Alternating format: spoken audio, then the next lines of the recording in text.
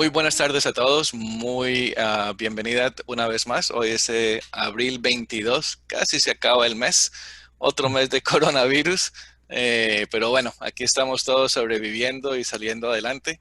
Mi nombre es Edgar Rojas, organizador del evento Tactical Edge Virtual, que inclusive eh, en menos de 20 días hemos hecho algunos cambios a la fecha, pero bueno, espero que todos nos acompañen.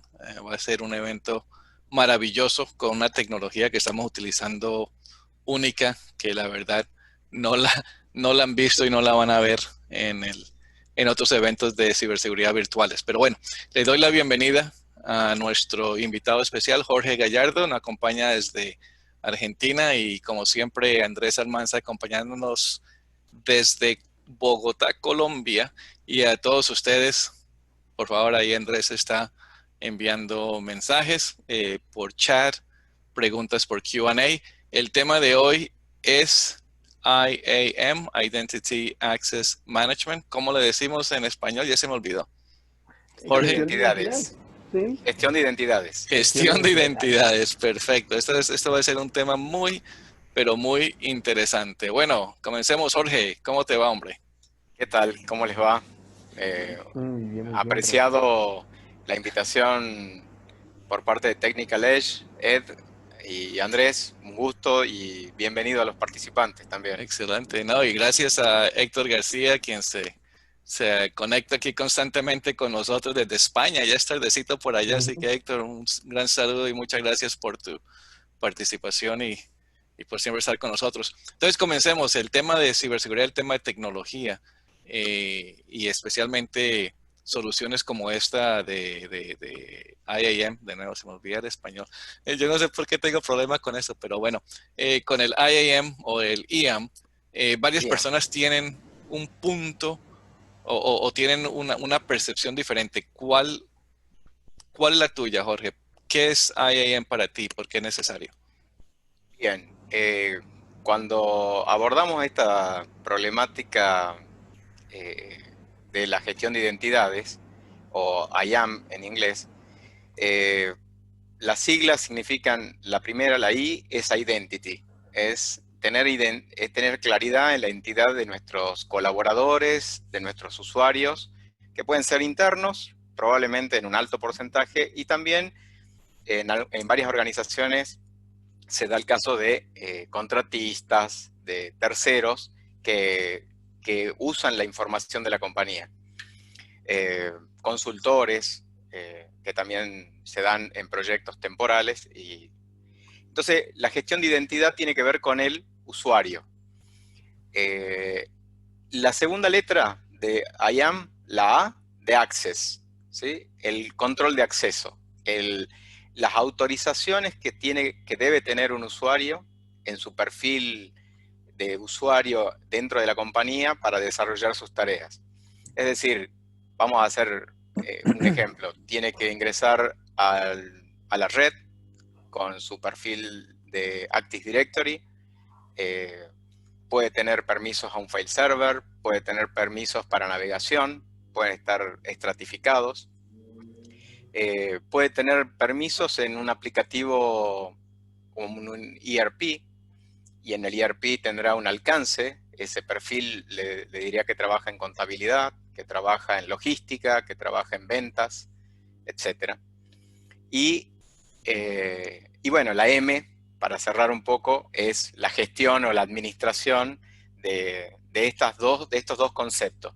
El access o los permisos y las identidades que tienen que ver con los usuarios. Excelente.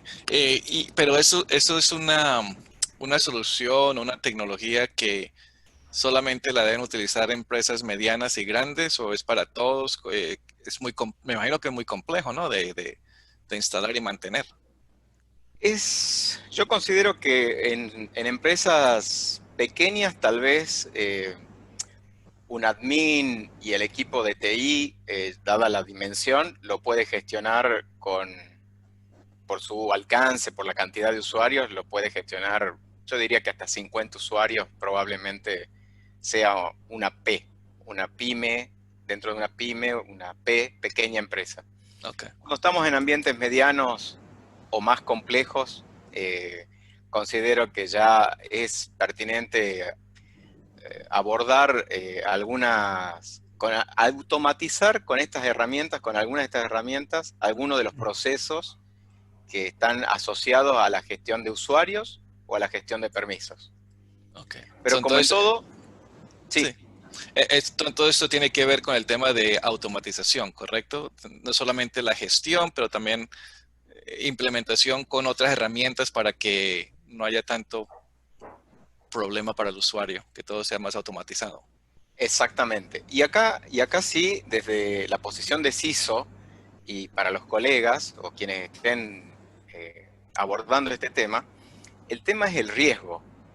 Porque, ¿qué es lo que pasa? Vamos a empezar con lo que era evidente en nuestro caso y en varias situaciones. El caso de uso más frecuente es que mesa de ayuda, helpdesk, service desk, como se denomina ese equipo de primer contacto, tiene que blanquear la contraseña de un usuario. Cuando el usuario es un mando medio, cuando el usuario es un usuario de la línea de fuego, de la línea de atención, por ahí capaz que minimizamos el riesgo o no lo percibimos. Pero cuando tiene que blanquear la contraseña de un ejecutivo de la alta dirección, que tiene con esa contraseña que vamos a llamar credenciales, que es la suma del identificador más su contraseña. Esas credenciales le permite, en ese tiempo en que el ejecutivo no ha iniciado sesión y ha cambiado su propia contraseña, hay un riesgo potencial de acceso indebido. Bueno, en la medida en que esto... Y también hay otro factor, el factor de cómo trabaja tu compañía. Si tu compañía es una empresa comercial y trabaja de lunes a viernes en horario comercial, tenés acotado tu riesgo. Cuando tu empresa tiene un ciclo el métier del negocio implica que trabaja 7x24, tenés que disponibilizar personas que atiendan esas solicitudes de blanqueo de contraseña fuera del horario laboral, fin de semana, sábado, domingo, o fuera de horario a la madrugada, que era nuestra problemática. Eso era lo percibido. Así que bueno, sobre ese tema me orienté, en el caso nuestro, orientamos dos enfoques. En satisfacer esa necesidad del blanqueo de contraseñas, para lo cual hay soluciones bastante prácticas, bastante acotadas, que hacen self-service management, tienen conectores principalmente para el ambiente Microsoft, y se pueden utilizar. Pero cuando nosotros abordamos esa solución, no nos daba satisfacción en la parte de access, en la parte de permisos. Ya esas herramientas están acotadas a esa solución. Entonces ahí el otorgar un permiso y, como tú dices, la automatización de esa asignación hace que uno requiera un tipo de solución de mayor envergadura. Ahí tiene uno una suite distinta de productos que puede abordar Microsoft. Para quienes tenemos ya un poco de años, conocemos o han conocido Forefront, una línea de productos que uno de los más conocidos era el ISA Server, un proxy con el cual algunos hemos renegado. Bueno, una evolución de Forefront es el FIM, Forefront Identity Management. Una herramienta que Microsoft evolucionó, no es en el tope de gama de sus soluciones, y es la única que quedó de todo el suite de Forefront, ¿sí? Hoy en día Microsoft todavía mantiene esa solución, se llama MIM, Microsoft Identity Management, tiene conectores obviamente dentro de la solución Microsoft a todas sus plataformas, Exchange, SharePoint, etc. Pero no es un core, o por lo menos mi apreciación, no es el core. Si es que me está escuchando alguien de Microsoft, No, Okay. no es como otros productos de este. También hemos evaluado otras soluciones. Nosotros tenemos un ERP, un World Class, que también tiene su vertical de Identity. Y IBM también fue parte de nuestro portfolio de evaluación. Así que ellos abordan todos los procesos que acabo de mencionar, la gestión de usuario, la gestión de permisos, y te ponen muchos prerequisitos. Y ahí es cuando hemos aprendido algo que yo llamé fase cero, y esto sí sirve para todas las empresas. Ok, fase cero. La fase cero de un proyecto de IAM es conocer tus usuarios, es relevar quiénes son tus colaboradores. Y aquí algo importante y que en estos tiempos sí se ha ido haciendo énfasis con nuevas tecnologías como Azure AD, es que el identificador debería ser único. ¿El identificador qué? De usuario. Oh, El okay. identificador de usuario. Okay, Es decir, en mi caso, podría ser la inicial de mi primer nombre, okay. más la inicial del segundo nombre, más el apellido. O sea, Okay. hay que definirlo en nomenclatura. Interesante que dices eso, porque precisamente ayer, uno de los nuevos patrocinadores del evento de Tactical Edge me enviaron un correo y yo pensé que me habían enviado el correo erróneo, porque el correo de ellos era solamente una letra, arroba, y el nombre de la empresa. Y yo dije que tienen apenas una persona trabajando en esa empresa porque un solo, me imagino que ese va a ser también su ID para hacer login en todos lados, ¿correcto? Así es. Me pareció medio raro, pero bueno, dale.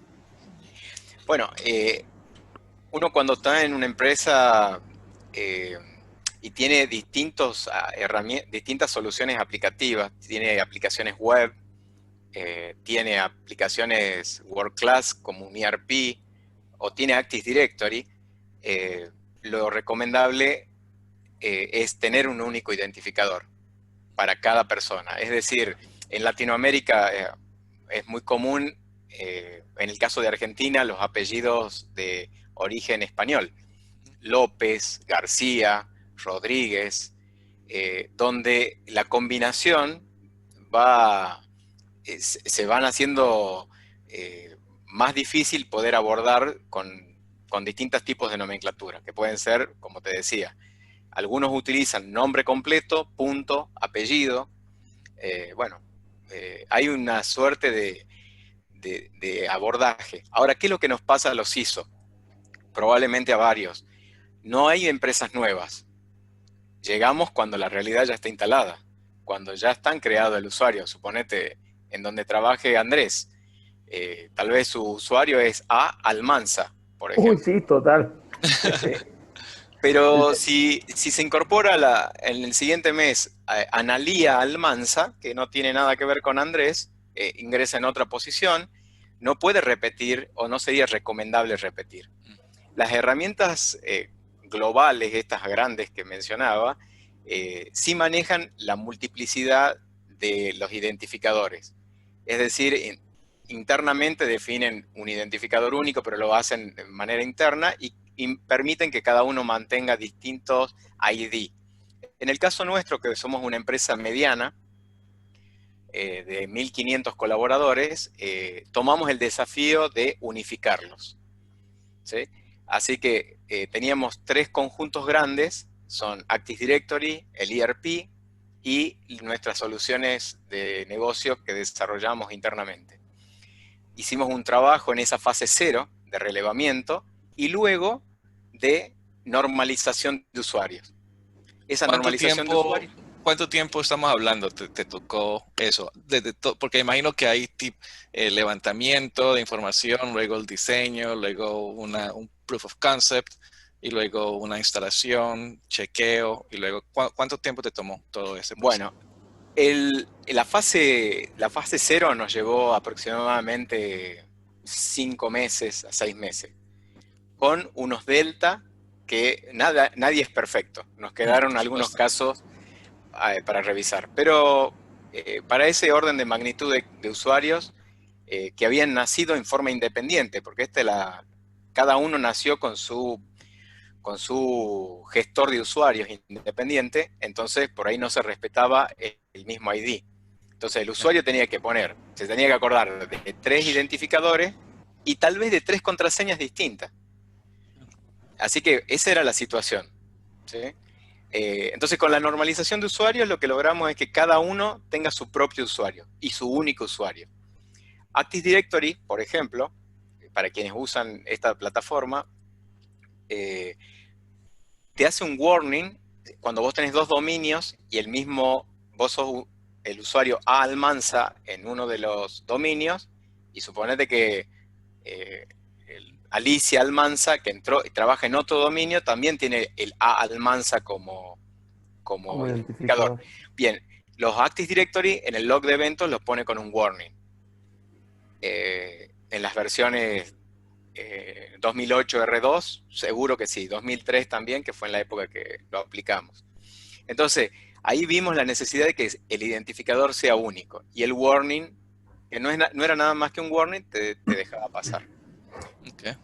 Me permito hacer una pregunta, permíteme, Andrés, y que lo escales al auditorio a ver si nos pueden contestar. Sí. ¿Cuántos atributos creen que tiene el Active Directory para los usuarios? No los permisos. Me gustaría que atributos asociados al usuario, así como el nombre de usuario. Okay. ¿Qué otros atributos ustedes creen que para quienes manejan Active Directory, que por favor nos compartan?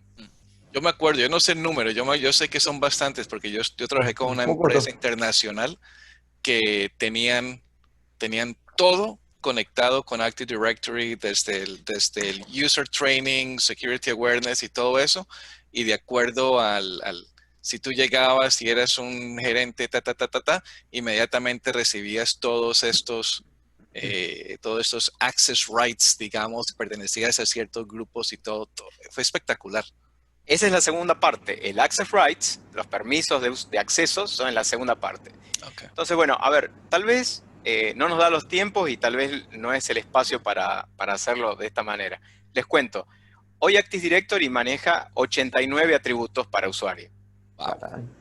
¿Sí? Wow. Okay. Además del ID de usuario, usa un concepto que hoy es muy útil, que se llama UPN o UPN, el User Principal Name, que es algo que Microsoft lo ha ido tratando de visibilizar, y se parece mucho a la cuenta de correo. Es decir, tiene la parte del ID de usuario, el arroba y el dominio al cual pertenece. Entonces, eso sí, en las versiones de Azure, por ejemplo, cuando la compañía evoluciona y tal vez consume algún servicio en la nube, o evoluciona hacia Azure AD, lo importante es que el UPN sí debe ser único. Entonces, en nuestro caso nos pasó que este trabajo de fase 0 nos facilitó la migración en el momento que tuvimos que migrar a Azure AD, y el consultor nos preguntaba, no hay muchas situaciones, tendríamos que haber trabajado más tiempo acá. Y bueno, ahí se enteró que habíamos hecho este trabajo hace años y fue simple, pero bueno, cuando uno trabaja con AD on-premise y quiere migrar a Azure, eso es otro tema. Puede pasar. Eso es otro tema, porque no es fácil y no hay mucha gente con experiencia en ese tema. Dale, Andrés. Héctor tiene una pregunta súper interesante. Muy buena. Que me pareció buenísima, y él pregunta si en el IAM existe una doble autenticación o solo se maneja usuario y contraseña. Buenísima. En estos procesos de fase 1, ahora nos vamos a poner en la fase 1, que es la sincronización de contraseña o la autenticación, que es en la práctica lo que hace el ID de usuario con sus credenciales, el usuario con sus credenciales, ID de usuario y contraseña. La autenticación es algo básico que hacemos siempre. O sea, abrimos la computadora y colocamos nuestras credenciales. Bueno, ahí hay un concepto donde el IAM, las herramientas más evolucionadas, lo que hacen es ser core. ¿Por qué se convierten en core? Porque te proveen un concepto que se llama single sign-on. SSO, yep. SSO. Entonces, ahí pasa a ser un activo de información crítico esta solución informática, este programa de IAM, si uno lo compra, porque le tiene que dar toda la robustez. Porque sin cuando uno define ir a esta tecnología, ese componente es el que me permite el acceso a Active Directory, al Windows, al ERP, a los aplicativos propios, a una página web, ¿sí? Entonces, el single sign-on, si uno adopta estas cosas, hay que hacer una evaluación muy minuciosa, porque si no se te convierte en un activo crítico y, como decía hace un momento, si tu ciclo es un hospital, por ejemplo, o es un banco, a la hora de inicio de atención al público es critiquísimo. Necesitamos que ese componente esté disponible. Nuestra decisión fue no trasladarle esto a la herramienta, sino que le dejamos que Active Directory me dé la autenticación. Y luego, cuando yo me conecto al ERP o cuando me conecto a las aplicaciones propias, vuelvo a poner mis credenciales, vuelvo a poner mi identificador o me lo propone y pongo mi contraseña. ¿Por qué esto? ¿Y cómo se llama esto? Esto se llama Multiple Sign-On. No es muy común verlo en la bibliografía, pero sí existe. Y lo usamos. Yo lo uso acá rato y de vez en cuando uno dice, ¿por qué tengo que hacer esto de nuevo? Okay.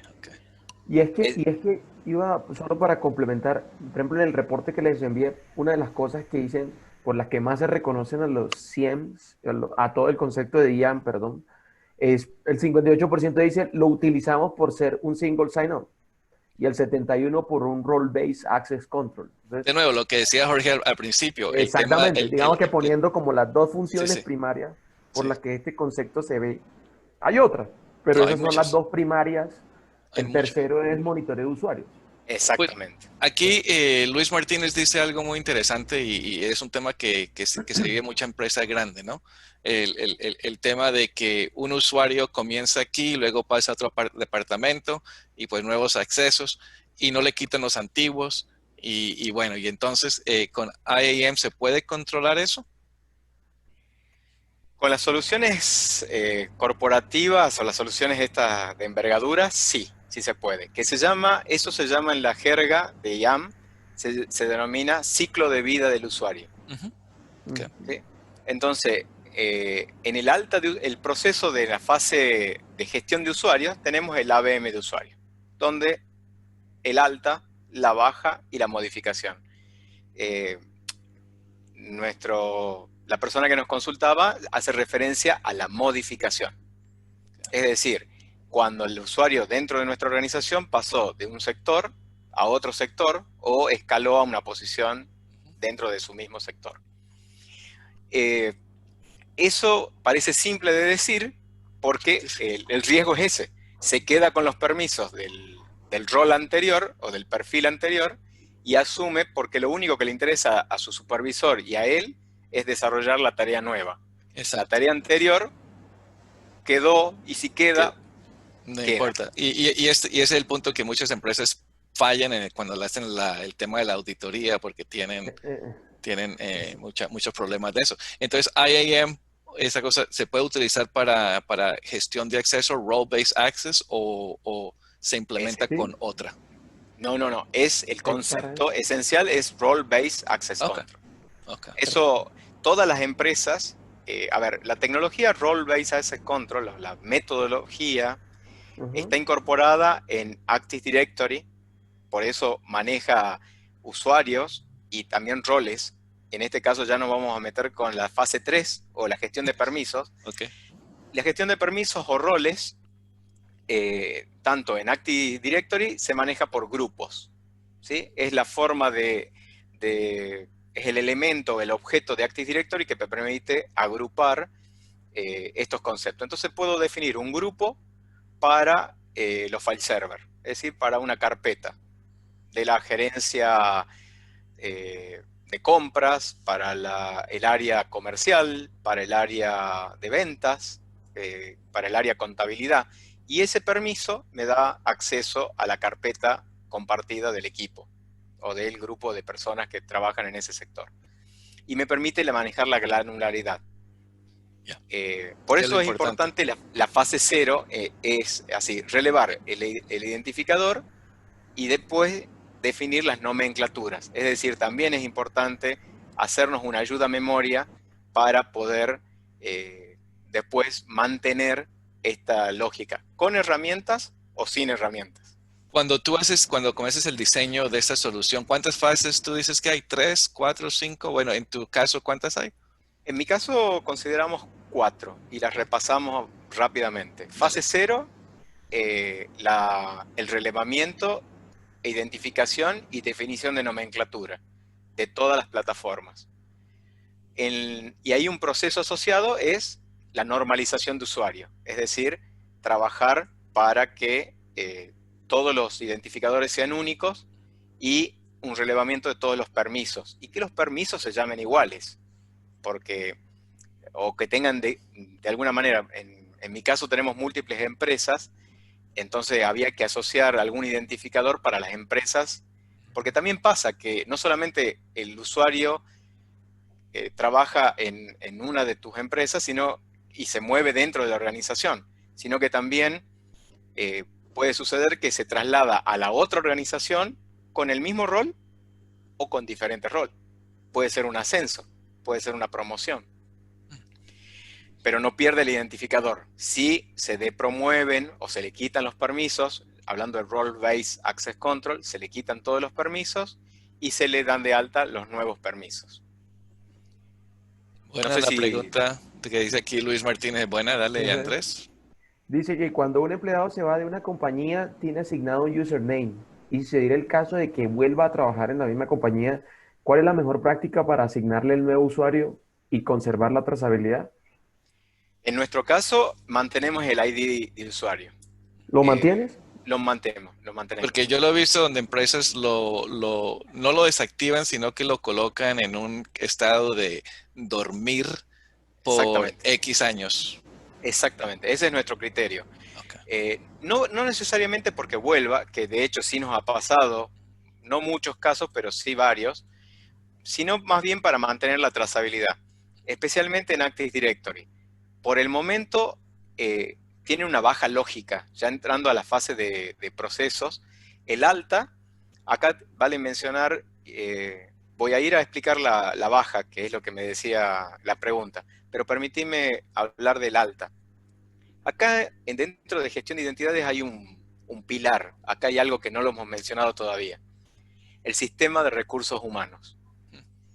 El sistema de recursos humanos es mandatorio. Y esto hay que consensuarlo con los distintos stakeholders, con los distintos involucrados, porque recursos humanos probablemente tenga una visión operativa de liquidación de sueldos, de cumplir normativas de la Secretaría de Trabajo, del ámbito de control laboral, o relaciones gremiales, relaciones sindicales, pero es importante que recursos humanos sea un nexo y un facilitador de información para que en el área de seguridad o en el área de IT podamos tomar decisiones con los identificadores, con los usuarios. Inclusive en la mayoría de los proyectos que yo estoy involucrado, que tiene que ver con IAM o Single Sign-On, todas esas cosas, número uno siempre tiene que estar recursos humanos y tiene que ser uno de los líderes del grupo, porque toda la información, ellos son los que lo manejan. Lo que acabamos de hablar, el tema del ciclo del usuario, lo manejan son recursos humanos. Tú no, yo no. Entonces ellos tienen que ser parte muy, muy importante, y a lo mejor es algo que algunas personas, algunas empresas, como no son de TI, entonces, ¿para qué involucrarlos? Pero tienen que estar ahí. Así es. Nosotros no tenemos una integración directa y automática a nivel aplicación entre el sistema de recursos humanos y nuestros Active Directory o nuestro sistema de IAM. Lo que sí hay es un proceso batch que recoge la información de una incorporación o de una baja o de una modificación de puesto dentro del ciclo nocturno, ese proceso revisa esas tablas del sistema de recursos humanos y dispara una alerta, un aviso que nos notifica de qué proceso se produjo. Una incorporación, un alta de usuario. Una renuncia, una desvinculación, una baja de usuario. Y si hay un cambio de puesto, una modificación que lo dispara a recursos humanos. Correcto. Te tengo una pregunta. Dale, Andrés.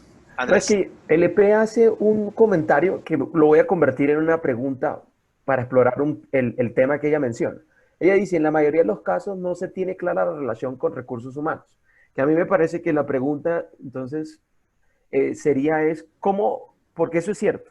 Para este tema a veces se vuelve complicado. Entonces, ¿cómo hacer para que esa relación sea un poco más digerible? Pues porque ellos tienen un rol fundamental en esto de la identidad. Claramente son uno de los primeros consumidores. Es el rol de la identidad, ellos los que manejan todo.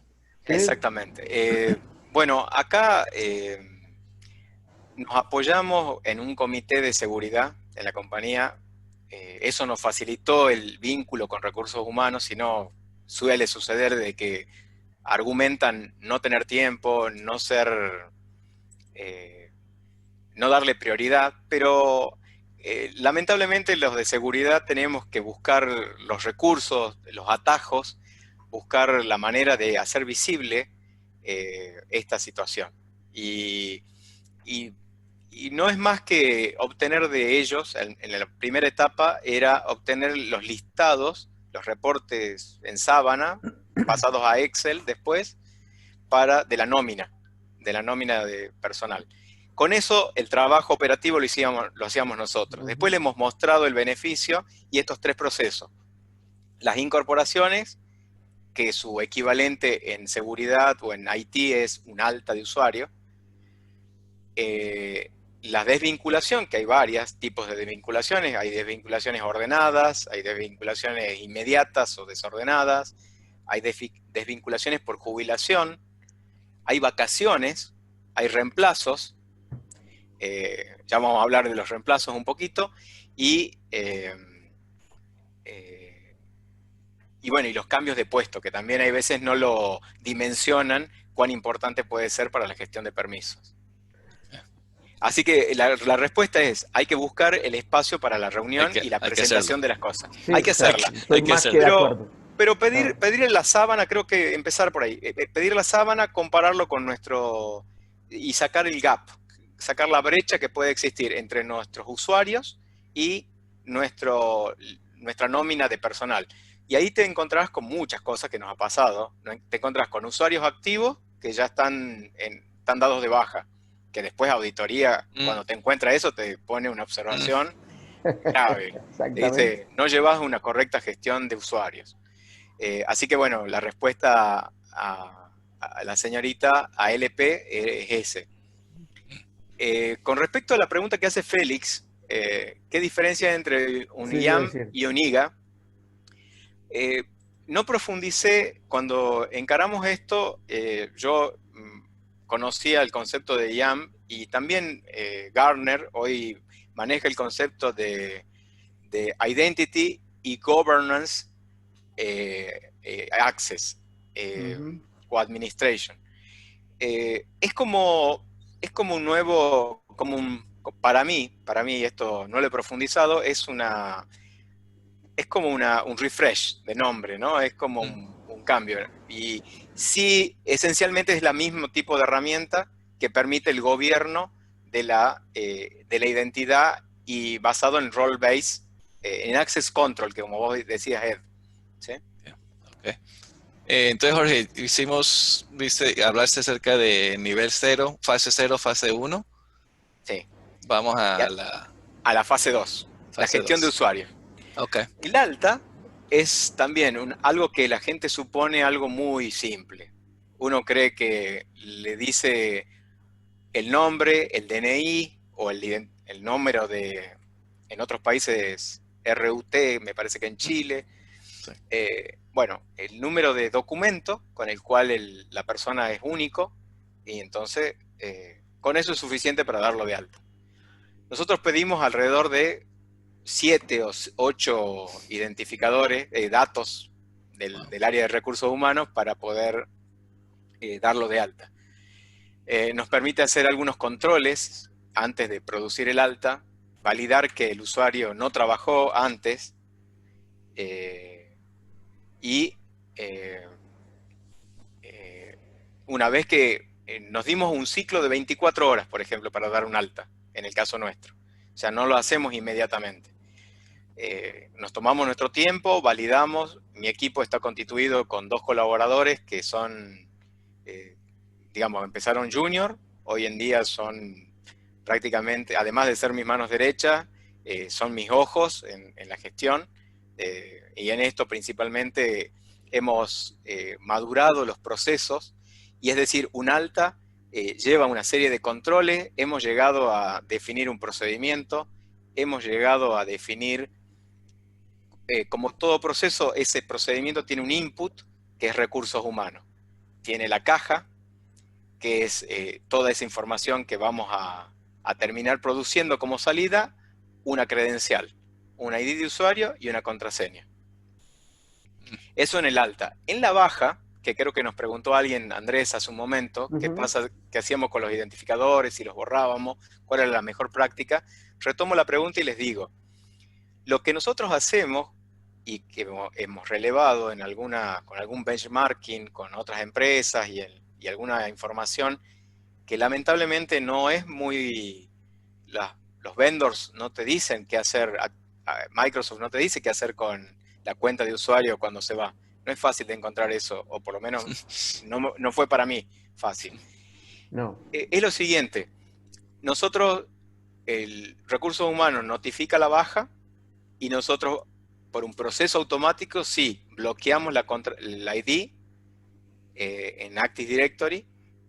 En los sistemas donde tenemos control y manejo de las bases de datos y el ERP, bloqueamos, inactivamos la cuenta, que ese es el verdadero proceso, que es una baja lógica. Y promovemos los permisos. Ahí nos metemos con la fase 3. Okay. Sí, pero en la fase 2 es que el usuario no tenga la posibilidad de conectarse a ningún recurso de la empresa. No va a poder autenticar Windows, no va a poder ingresar al ERP. Desactivado. Okay. Exactamente. Y no va a poder usar el correo desde el celular. No va a poder usar el OWA o como se llame la solución de correo que cada uno tenga, tampoco. Con eso nos garantizamos que el acceso a la información no va a estar inconsistente. Es decir, va a coincidir con lo que determinó recursos humanos con lo que pasa a nivel usuario. Ahora, tú dices que hay muchos procesos internos para hacer eso. Me imagino que todos estos procesos se pueden incorporar dentro de esta solución, ¿no? De Identity. Así es. De gestión de...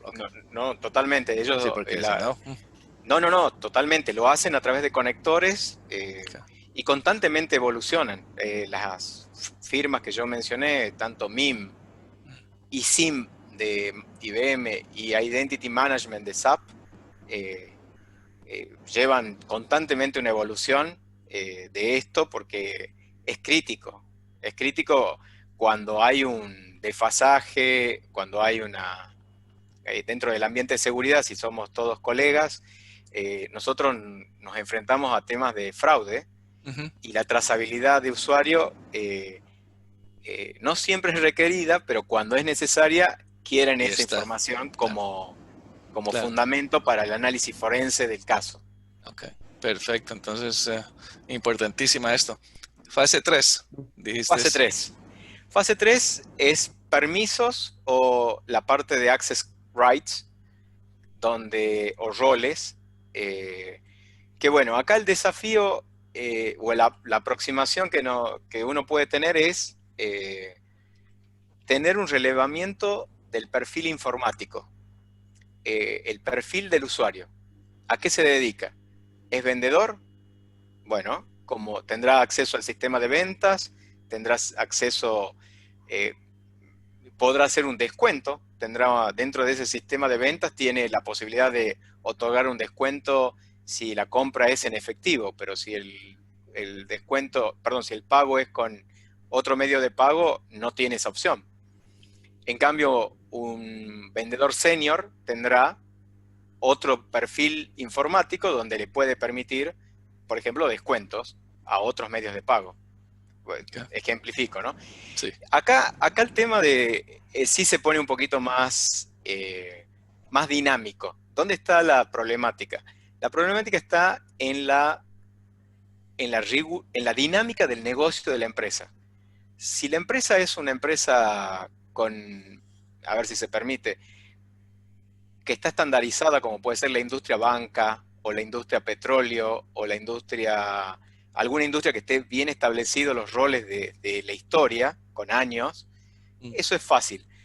Es más simple, no es fácil, es más simple de abordar, porque ya sabemos quiénes son. El jefe contable, el jefe de sucursal, el supervisor de cajas. Es más fácil de abordar el perfil informático. Y es estándar, porque lo que va a variar probablemente es el ámbito. Es decir, yo tengo el permiso, pero lo que me cambia es el ámbito. Es decir, la sucursal norte, la sucursal sur, la sucursal este, la sucursal oeste, por ser genérico, ¿no? Esto aplíquenlo a sus empresas donde tienen sucursales, claro. Y bueno, el ámbito puede ser crítico, ¿sí? El tema de permisos lleva a una problemática adicional que es los reemplazos temporales o las licencias de maternidad. No sé, en el caso de Argentina, no estoy totalmente seguro, pero creo que son de 3 meses. En algunos casos creo que se han extendido, pero supongamos que una mujer va a ser mamá y tiene 3 meses de licencia.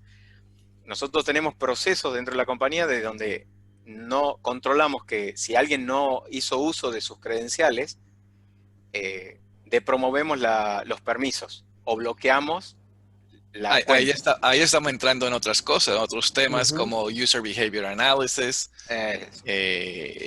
Ok. Exactamente. Sí, Andrés.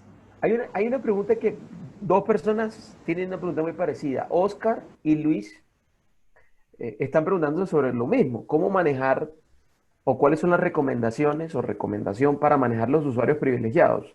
Luis dice que tienen, o como ejemplo, los administradores de dominio que tienen control con todo o acceso a todo. ¿Cuál es la mejor recomendación? Y que me parece bastante válida porque es el dolor de cabeza de este tipo de la identificación de identidad en términos generales. Exactamente. Bueno, ahí tenemos un caso. Los administradores de dominio. Es un tema no transparente para Microsoft. Microsoft no nos ayuda mucho con la información y tampoco nos ayuda con las herramientas. Tampoco nos ayuda con la auditoría dentro de propio Microsoft, ¿no? Dentro de las herramientas de Windows. Para ello existe una solución o una categoría de soluciones que se llaman PAM. Privileged Access Management. ¿Ellos son parte del IAM o del IGA o son aparte? No, todos los usuarios somos usuarios. Además cumplimos un rol de privilegiado, quienes son sysadmin o basis o algún admin de comunicaciones. Por ejemplo, en una red de comunicaciones hay alguien que tiene el acceso al router, al switch, a los enlaces de comunicaciones. Bueno, todos somos usuarios y hay que trabajar. Hoy por hoy, la segregación que tiene Microsoft en las versiones más nuevas nos permite un mejor control de permisos. Pero hoy por hoy, hasta donde yo conozco, es un manejo por confianza. Es decir, hay que activar controles compensatorios. Es decir, exacto. Controles compensatorios. Es decir, hoy un mecanismo, si no lo puedo controlar porque cuando él pide un privilegio que no le es común, por ejemplo, un acceso a un file server, él está accediendo sin una autorización previa, hoy, como lo dice la persona que nos planteó, es así. Lamentablemente, es post-mortem. Es un tema de confianza que uno tiene con estas personas, por eso están ahí, pero también el tema de los procesos, como tú dices, los controles compensatorios. El tema de los controles, que se coloca un proceso especial para la creación de cualquier cuenta y el sistema no permite que ninguno de ellos, una sola persona pueda crear la cuenta si no tienen firma de 2 o 3 personas, por ejemplo. Hace el proceso engorroso, pero también lo protege. Entonces, si esta persona sabe que se va a ir y va a crear una cuenta escondida, no va a poder porque el proceso no lo permite. Sí, eso en el caso nuestro, a ver, cómo hemos ayudado, si bien no protege lo que nos pregunta la persona que nos hizo la consulta, hemos firmado un contrato de confidencialidad, un confidential disclosure agreement, NSA. Sí.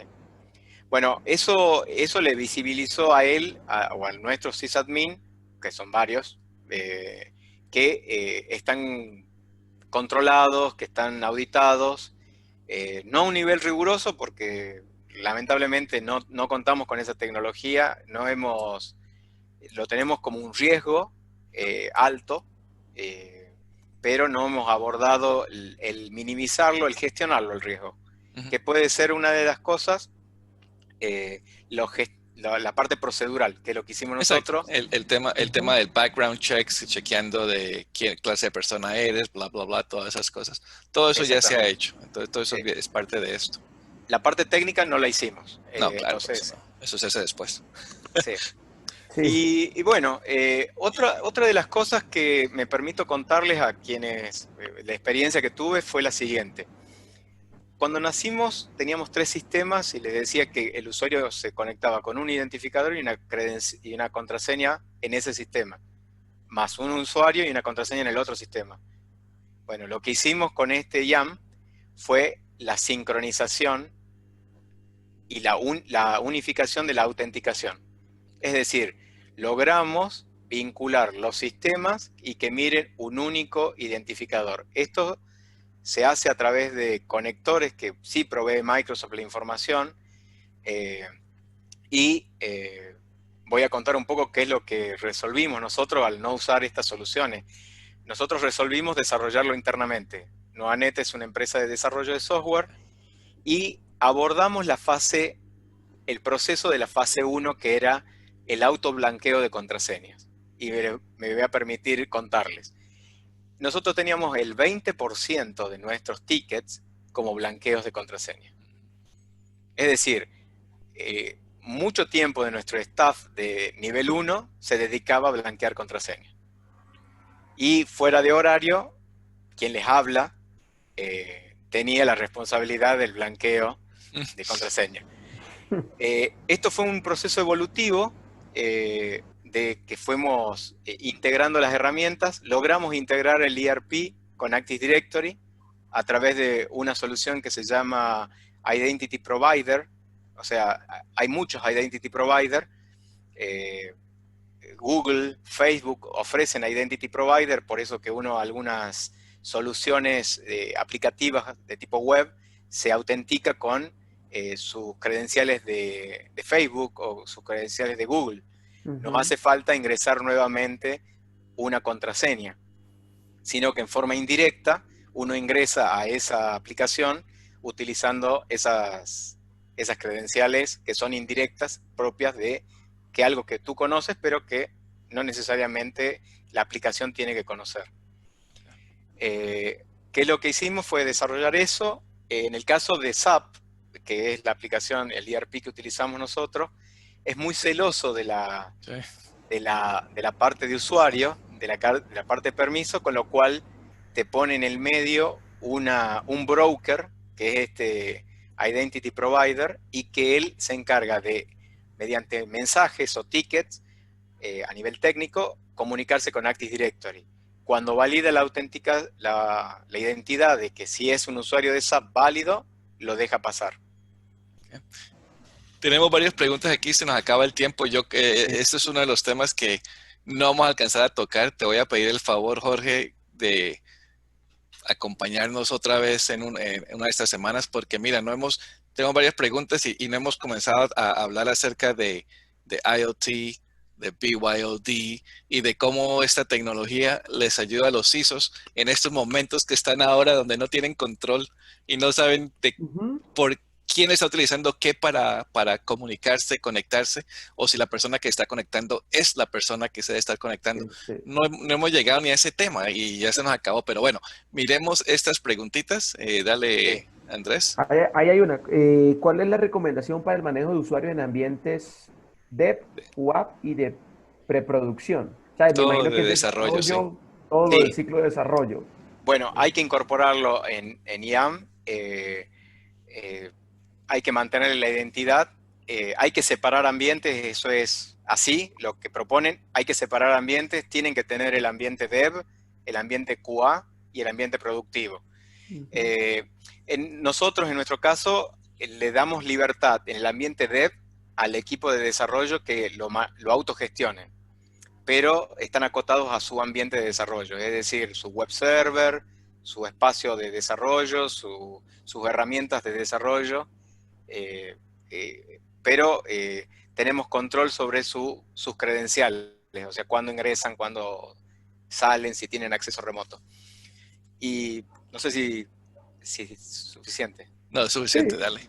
Sí, y la siguiente que me parece también muy chévere, la pregunta de Luis, llega y dice, ¿cómo es la integración de estos IAMs en ambientes de componentes cloud? Por ejemplo, AWS, pues porque él pone el ejemplo de AWS, pero en términos generales, ¿cómo podría ser esa conexión e integración con ambientes de cloud? Lo tienen, digamos, la mayoría de estas empresas... pero es difícil. Lo tienen, pero es difícil. Sí, es que no puedes, o sea, eso no... De AWS no conozco, pero sí te puedo decir de Azure AD. De Azure AD, el esquema híbrido funciona. Sigue siendo mandatorio el Active Directory on-premise, sincroniza Active Directory y al sincronizar a determinado periodo, que son pocos minutos o media hora, la password está disponible en Azure AD y puede ser consumida por una aplicación que esté mirando la nube directamente. Entonces, el cambio de contraseña se aplica on-premise y la sincronización de esa credencial va encriptada en el formato que maneja nativo Microsoft y sincroniza entre on-premise y Azure AD. Pero hay mucho trabajo que hay que hacer antes para en ambos, en el on-premise AD, para reconfigurarlo, para que cumpla con los mínimos requisitos, porque muchas empresas no cumplen, tienen que hacer un pretrabajo importante. Bueno, eso a medida que la empresa tenga cierta envergadura es importante, como te decía, exportar. Nosotros nos apoyamos, además del IAM, propiamente dicho, que hace todos estos ciclos de operaciones, nos apoyamos en herramientas que extraen la información de LDAP. Es decir, con LDAP, que es la tecnología de Microsoft para la gestión de estos objetos de usuario, recolectamos la información de esos 89 objetos y por procesos y procedimientos establecidos los recopilamos con determinada frecuencia. De esa manera nos permite conocer qué cantidad de usuarios, no en línea, pero sí con la frecuencia que es satisfactoria para la empresa, eso. Y hoy también recolectamos la información de Azure AD y nos permite hacer esos cruces y esa combinación. Excelente. Me permito hacer un comentario. Dale. Que IAM en COVID, en esta época de COVID-19. A nosotros nos facilitó todo este proceso de gestión, la parte de permisos, cuando tuvimos que habilitar VPNs, cuando tuvimos que habilitar acceso remoto por otras tecnologías que usamos, ya que la lógica es que usamos grupos de Active Directory en forma embebida, o sea, un grupo se embebe en otro y de esa manera, en forma, digamos, de conjunto, de la teoría de conjunto, algo que prácticamente todos los ingenieros hemos pasado por eso, hemos logrado que sea en poco tiempo tener el despliegue de nuestro staff a teletrabajo y poder tomar las problemáticas que han sido más bien técnicas de acceso, es decir, algún elemento técnico que me impedía acceder a la VPN porque no le faltaba una KB a Microsoft, a la versión de Windows, le faltaba algún dato, o la versión de Windows 10 es muy específica con respecto a la forma de encriptación o de armar el túnel de VPN, pero más que eso, este tema del relevamiento de qué objetos tenemos, qué grupos son los que me permiten habilitar una tecnología de acceso remoto nos ayudó mucho. Exacto, exacto. Y esa es una buena historia para contar, para que nos preparemos para los otros que no estuvimos listos como estuviste tú para la próxima pandemia, porque por acá están diciendo que en diciembre llega una más fuerte. No sé si has escuchado esa noticia. Bueno, para poner todo el mundo contento, qué pena. La última pregunta que tenemos aquí, y ya nos tenemos que ir. Escoge tú, Andrés, ¿cuál quieres? Pues a mí me parece muy chévere la de Luis, la verdad. Yo creo que esa es una pregunta que puede ser interesante. Y él pregunta, cuando se manejan bases de datos y tienen procedimientos, él dice, hay unos usuarios que se crean en procedimientos almacenados en bases de datos. ¿Se pueden monitorear o cómo se monitorean? Esa es una gran... por eso la escogí, porque me parece una súper pregunta. Sí. A ver, a Luis quisiera, no me excuso de hacerlo porque es extenso. Sí es importante tener control sobre los procesos almacenados, los store procedures, como se dicen en inglés. Sí, ahí hay que trabajar sobre los roles de la base de datos, el permiso que tiene el usuario para crear objetos dentro de la tabla. Y eso ya es otro tema completamente. Ese es un mundo. Ese es otro mundo, exactamente. Por eso lo dije. ¿Sí? Pues, yo digo, la verdad, pues la pregunta está muy buena. Es muy buena. A ver, son esenciales para los procesos de alta de usuario en la base de datos y para las aplicaciones de negocio propias, las que desarrollamos a nivel web o a nivel Windows 32, es importante. Porque logran, a través del procedimiento almacenado, la automatización de permisos, de usuario, etc. Sí, es importante, pero nosotros tenemos notificaciones, no estamos haciendo un proceso muy exhaustivo, pero eso es nuestro caso, sí se puede hacer. Perfecto. Listo, que se nos acabó el tiempo. Todos estamos ocupados, yo tengo que correr a otra reunión que me están aquí llamando, que ¿dónde estás? Jorge, de verdad, muy amable, espectacular. Muchas gracias. No llegamos a fase 4, la dejamos para la próxima, pero en realidad tenemos que tenerte de regreso lo más pronto posible para continuar esta conversación. Te dejo el título para la fase 4. Dale. Gobierno de identidades. Gobierno de identidades. Y era lo que tendría que ser. Y es lo que debería ser, pero es un proceso. Es un proceso, claro. Y rapidito, ¿cuánto te ha tomado todo este proceso, fase 0 a fase 4? Nos tomó alrededor de 2 años integrar todas estas plataformas y gestionarlas en forma evolutiva de un nivel básico, un nivel moderado y un nivel administrado en esos 2 años y tal vez un poquito más. Los últimos hemos extendido. Todos los días aprendemos. Claro. Y como CISO me imagino que dependes mucho de tus aliados externos. Tú no haces esto y con recursos internos, ¿correcto? ¿O tú utilizas partners, socios? Hay partners, sí, totalmente. Sí, cuando uno trabaja con las soluciones World Class de IM, sí, es importante el alcance y la transferencia de conocimiento es muy importante para minimizar el soporte y solamente escalar los tickets que realmente sean de issues técnicos de la herramienta, pero el resto funcional lo tenés que recibir y aprenderlo. Exacto. Y luego, sí, nos ha llevado tal vez...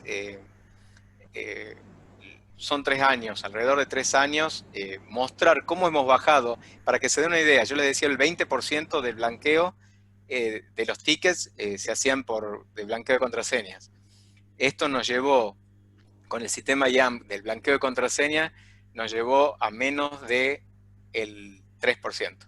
Interesante, porque estás hablando acerca de KPIs, que están midiendo la medición y todo, que también es otro tema que los CISOs también tienen que estar, que muchos no lo hacemos o lo hacemos, pero no en tiempo, en este momento no tenemos tiempo para hacer todo eso, necesitamos tener todo gestionado, las soluciones ahí automatizadas y todo.